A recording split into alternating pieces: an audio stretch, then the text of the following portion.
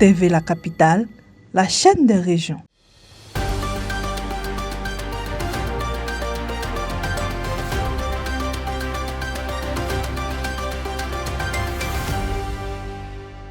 L'ambassade des États-Unis en Côte d'Ivoire a inauguré le 3 décembre 2025 un American Cell à l'université Jean-Louis Gagnon-Guédé de Daloa afin de promouvoir la culture et les valeurs américaines. Cet espace met à la disposition des étudiants des ouvrages spécialisés, des ressources numériques et des programmes éducatifs axés sur l'anglais, l'histoire et l'entrepreneuriat. La présidente de l'université, Adoyi Kouviviane, a salué cette initiative qui contribuera à renforcer l'ouverture internationale de l'institution et les perspectives professionnelles des étudiants.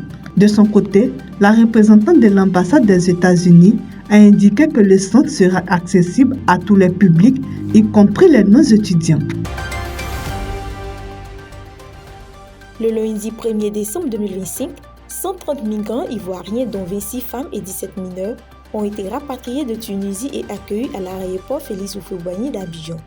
Pris en charge par un dispositif coordonné impliquant 14 structures étatiques et l'OIM, les ressortissants bénéficieront d'un appui financier immédiat et d'un suivi pour leur réinsertion socio-économique. Cette opération s'inscrit dans la politique nationale de protection et d'assistance aux Ivoiriens en détresse à l'étranger. Un jeune conducteur de tricycle de 19 ans est décédé mardi 2 décembre 2025 à Bouna, suite à une sortie de route survenue au quartier Bel-Air sur l'axe de Vaconro. Selon les témoignages, le véhicule rouleur à vive allure sur une route non bitumée et dégradée avant de se renverser entraînant une blessure mortelle à la tête. Les secours rapidement intervenus n'ont pu sauver le jeune homme dont le décès a été constaté sur place. La chapelle catholique de Diangoko dans le département de Demboko va être agrandie et modernisée à la suite de la pose de la première pierre effectuée le 30 novembre 2025 par le curé de la paroisse Saint-Joseph Karamani Kwakulambert à l'initiative de Kofi Ndri Mathieu, cadre du village. Le projet prévoit le maintien des fondations existantes et l'extension de la capacité d'accueil de 100 à 400 places assises. Il inclut aussi la construction d'un presbytère, d'un bâtiment administratif, de salles de catéchèse et de grottes mariales. Soutenu par plusieurs personnalités et cadres de la localité, le chantier estimé à 2 ans vise à améliorer durablement les conditions de culte dans ce village dont la chapelle créée en 1996 est le principal lieu de rassemblement religieux. La composante média de l'association Résilience pour la paix a organisé du 2 au 3 décembre 2025 à Fekessédougou un atelier de concertation pour renforcer la fiabilité de l'information en Afrique de l'Ouest et au Sahel. Cofinancée par l'Union européenne et la coopération allemande, la rencontre a rassemblé journalistes, correspondants de presse, animateurs locaux et influenceurs afin d'améliorer la coordination des actions de vérification de l'information et de créer une synergie durable contre la propagation des fausses informations, particulièrement dans les zones frontalières du nord de la Côte d'Ivoire. À l'occasion de la 35e édition de la Semaine nationale de la sécurité routière, ouverte le 3 décembre 2025 à Korogo, les autorités administratives et celles des transports ont exhorté les usagers de la route à adopter des comportements responsables à l'approche des fêtes de fin d'année. Le directeur régional des transports du Poro, Sinali Traoré, a insisté sur le respect des règles de circulation, notamment la limite de vitesse, le port du casque, l'observation des feux tricolores et la vérification de l'état technique des véhicules. De son côté, le secrétaire général de la préfecture, Sylvain Nadje, a appelé à intensifier la sensibilisation et à l'application des sanctions tout en impliquant les leaders communautaires.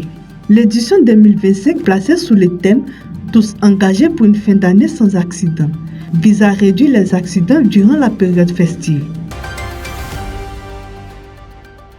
Le 1er décembre 2025, le directeur départemental de la santé de Koro, Diarasouba Ibrahima Youssef, a exhorté les femmes enceintes à se rendre régulièrement en consultation prénatale afin de mieux suivre leur grossesse et prévenir les complications. S'exprimant lors d'une remise de matériel médicaux à Bouko, il a souligné la faible fréquentation des centres de santé dans les premiers mois de grossesse et a appelé les leaders communautaires et familles à intensifier la sensibilisation. La dotation vise également à renforcer les capacités des structures sanitaires locales. À l'occasion de la Journée mondiale de la lutte contre le sida célébrée le 1er décembre 2025 à Tabo, le directeur départemental de la santé de Tiasalé, Dr Baleyovo Joël, a exhorté les populations à renforcer la résilience collective face au VIH-Sida.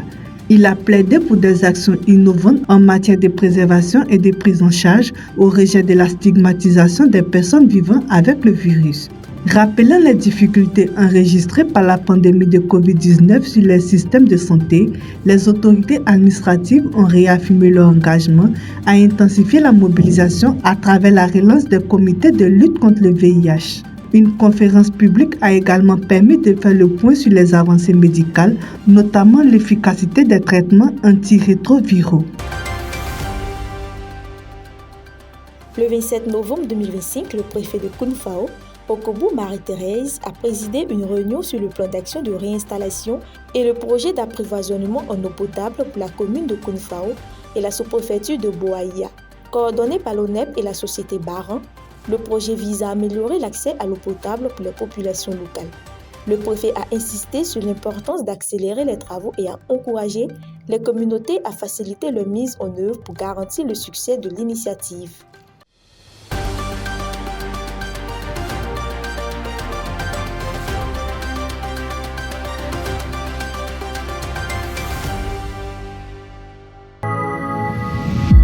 TV La Capitale, la chaîne des régions.